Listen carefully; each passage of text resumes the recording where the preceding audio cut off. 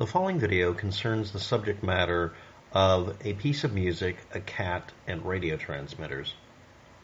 1952, August 16th, 9:20 a.m. and 37 seconds, Greenwich Mean Time. From 4.225 megahertz to 16.048 megahertz. 3 bars of the song Tam Lin, and 80 numbers, coming from a kitten named Lucy, born in 1927, from SCP Site 112. 1926, a 3-month-old kitten that responded to Lucy was purchased, and over time it became obvious it doesn't age. 1948, it was classified as safe, but an anomalous object, and designated SCP-1316, and allowed free movement within the SCP Foundation Site 112. 1952, August 16th, just before dawn, Site 112 was attacked. It had been found at 9:20 a.m. Greenwich Mean Time, and 37 seconds exactly, daily. A transmission would happen between around 4 megahertz to 16 megahertz. This is within the 3 to 30 megahertz range and or the 1 to 10 meter high frequency band, HF band, not VHF, just HF. They found a 5-minute radio broadcast coming from Lucy the kitten, the never-aging perma-kitten. Each broadcast opened with 3 bars or 12 beats of a 16th century British folk ballad that was turned into someone singing it. There are only a few recordings from that time or before. The only one that's mentioned, and there aren't any recordings of it, and we can't even confirm it, suspiciously, was sung by Margaret Widdemer in 1932. No other recording is shown as to have been recorded until one that you find rather easily on YouTube in 1969. But this is 1952. So it could have just been someone making their own recording and using it for a signal. But then again, it came from a kitten. All you ladies young and gay, who are so sweet and fair, do not go into Chaster Wood, or Tomlin will be there. And then it would do 80 numbers in a female voice that were deciphered later. These are the messages after the catastrophe at Site 112. The following is all that came from the cat that we know of. On the 17th, after this incident, Operation successful, mission complete, request further orders or extraction. Day after that, F, suspicious, presumably the Foundation is what F stands for. Movement restricted, requesting extraction. The day after that, orders not forthcoming, requesting notification. The next day, confined to single room, was promised extraction upon completion of mission. Next day, moved to new site, unclear on status of mission, requesting further orders. Next, was referred to W, SCP Desig. F, the Foundation knows, request immediate extraction. About that point, it had been there for over 5 days, and they figured out they weren't just moving it around. I'll tell you why in a minute.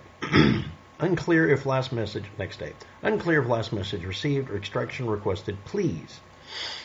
Next, there is no extraction, is there? The preceding was all that came from the cat that we have records of.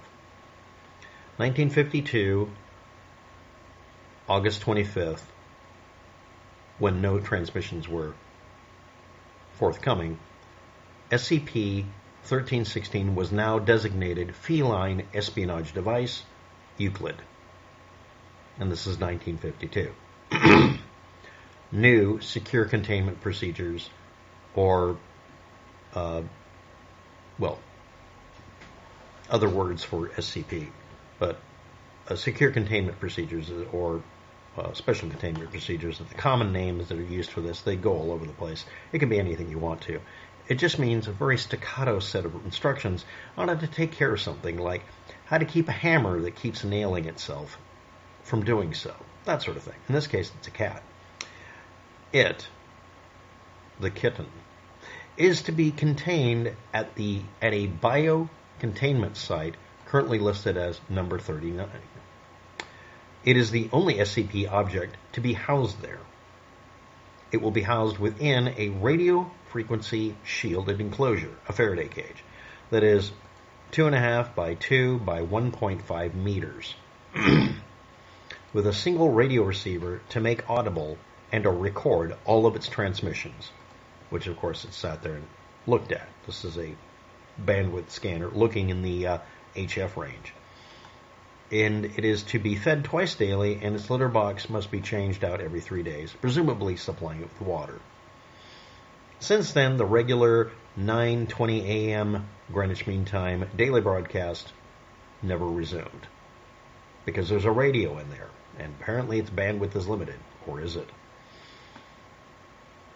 2013, April 11th, not April 1st, SCP FOIA, which is usually Freedom of Information Act, but it's actually Falsification of Information Act file, was loaded up at scp-wiki.com/scp- or is it hyphen, those are two different things, 1316.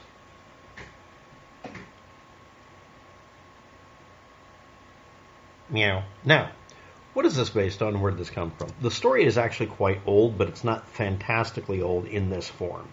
So we're going to bring up a couple of things. The song that's brought up, Tamma, Tammas, Tamlin, Tamlin, hundreds of different names.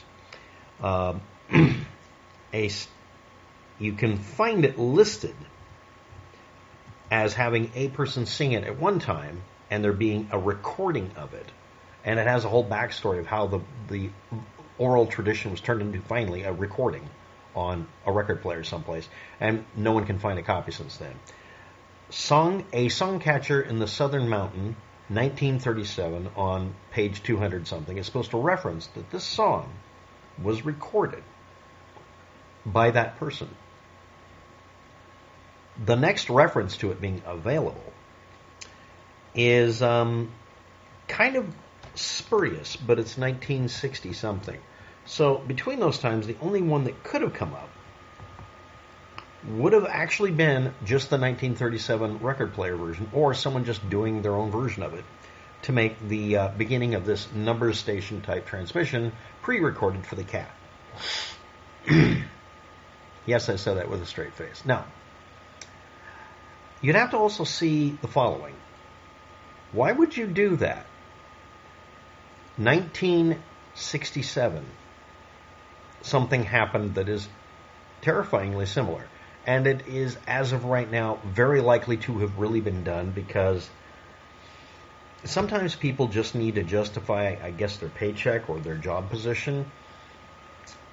The Wizards at Langley.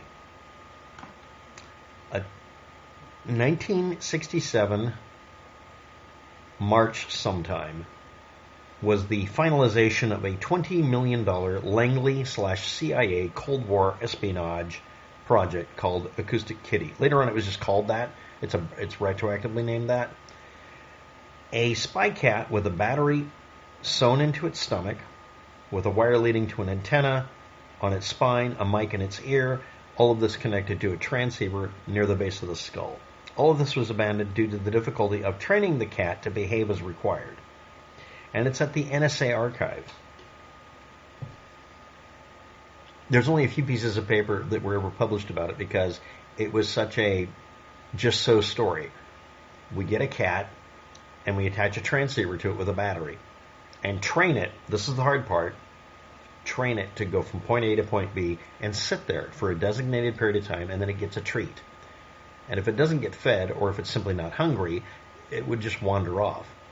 There are various stories of one of them being run over, and blah, blah, blah, one of those just-so stories as you see on the internet. But the fact is that there's records of the animal being returned to its original physical condition, making sure it wouldn't die, obviously, and deciding this was a stupid project, not because of the technical difficulties, but because of the nature of what it means to be a cat. Never do stage magic unless you know how to deal with animals. You will always be upstaged by them, so just lean into it. And never assume it'll ever work out. There will always be differences. Now, or you could do this. 1948 transistors existed that were used in miniature electronics. There's always this mythology about how technology has to be way ahead of us, therefore aliens. But we also have to say, because when it's convenient for some of you doubting Thomases, that nothing was fast enough to do something. Nothing was good enough. But it was too good to do what we saw, so they were holding back. So therefore, there was no moon landing because it had to be aliens. None of this makes any sense. So let's talk about what was really coming out. 1948 transistors had been made small enough that you could get them down to very small sizes. 1952, junction transistors, I think they're referring to unijunction transistors, also existed. Now this enabled behind the ear, inside of the ear, and eyeglass temple piece storage of all the electronics, everything but the battery, for a miniature microphone and amplifier circuit. Now, I collected these during the 70s because they'd be left at thrift stores and all sorts of places. People would give away their old hearing aids because the newer hearing aids came out. These were old. And I would take them apart, clean up the circuit boards and everything like that. They were usually potted shut with some sort of polymer or pitch. But the electronics in them were based on very, very tiny transistors and parts. And I am one of many people at the time that would take these apart and make them into low-frequency radio transmitters, bugs. Because they came with a microphone, a speaker that would feed into your microphone sticking out. Usually one, sometimes two microphones, one for noise canceling.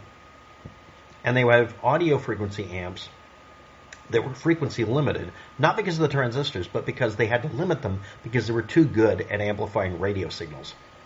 They would pick up a radio signal and amplify it and waste energy. So you had to make sure they were shunting high frequency, which meant if you remove that, you could use those same shunts, which are radio frequency tuned parts, coils, capacitors, that sort of thing, and make them into resonant circuits to make a damn transmitter out of them. And they would work off of the idea you're going to be hit with mostly AM radio transmissions, not FM, which means they're in the kHz range, up to 1 megahertz or whatever, or not. And I will tell you for a fact it's not that hard to make an FM bug out of these things. I'm going to give a link below in the description to one website that has hopefully a link to it.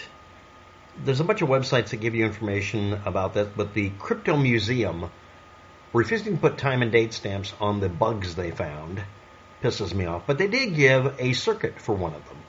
It's the same one everybody used, and a lot of you might have owned if you're old enough. It's called the Mr. Microphone. The Mr. Microphone patent actually references released information about a KGB microphone that was made before the thing. Not a passive mic, an active mic running off power, usually off of a telephone line.